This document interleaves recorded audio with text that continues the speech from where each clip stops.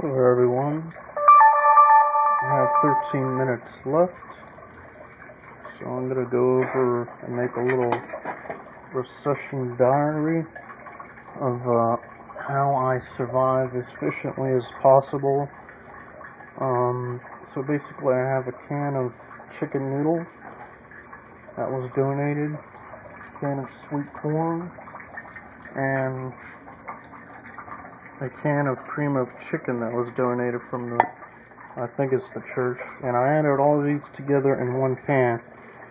So the way it works is chicken noodle for protein, natural protein. They add a little bit of vegetables, not many, so I added in corn for a vegetable source. Also because I think with this you're going to have one can of water. I don't know why it's not focusing, but yeah, so you mix the cream of chicken with one can of water, but instead of using one can of water, I'm using one can of corn, because it's filled all the way up with water, and the water gets the nutrients of the corn.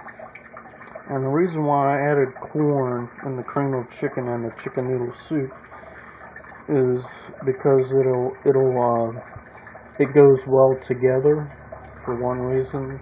The second most important reason is it's the middle of summer here in Florida, and in the afternoons it's very, very hot. And in this old house, when it's the afternoon, after 12 noon, that the house basically becomes an oven because it doesn't have any insulation, any modern insulation, so it gets very hot.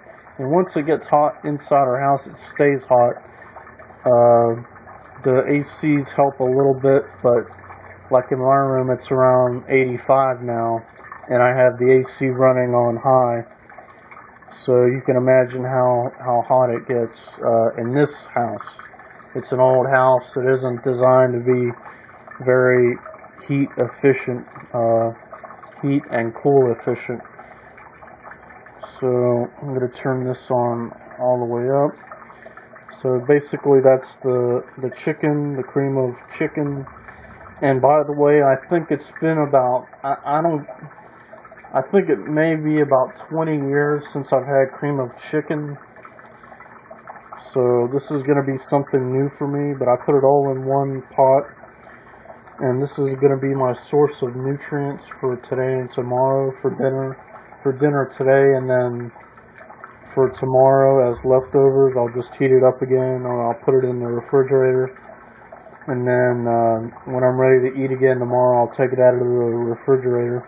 And Furball's chewing on some of the grass that got inside the house, because I mowed the grass this week, and some of the grass came inside with the mower. I usually keep the mower in the house. And she's chewing on the dry grass, also known as catnip. So now she's sneezing. And I think she just had too much, so she's going to choke up. She's going to puke up the...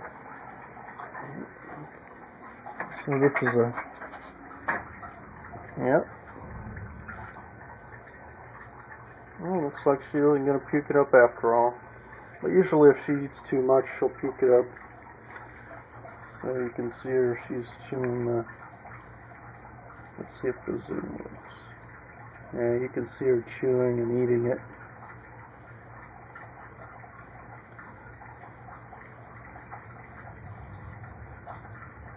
She's actually pulling in more grass with her paw from underneath the door.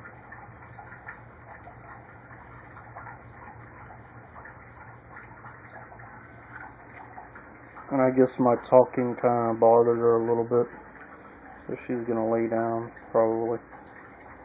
Nope. So basically that's it for this recession diary. But yesterday I had some mandarin oranges. And I gave one to the kitty, and she ate the mandarin orange in light syrup. So those Mandarin oranges are like kind of like peeled oranges, but instead of it being big, they're real small, like maybe about like that big. You know, about the size of one of your, you know, the first segment of your finger. They're not very big, and first time I ever seen a cat eat one of those. But anyway, that's gonna be it for this video. And I'm just gonna call this June 26th diary recession number for June 26th.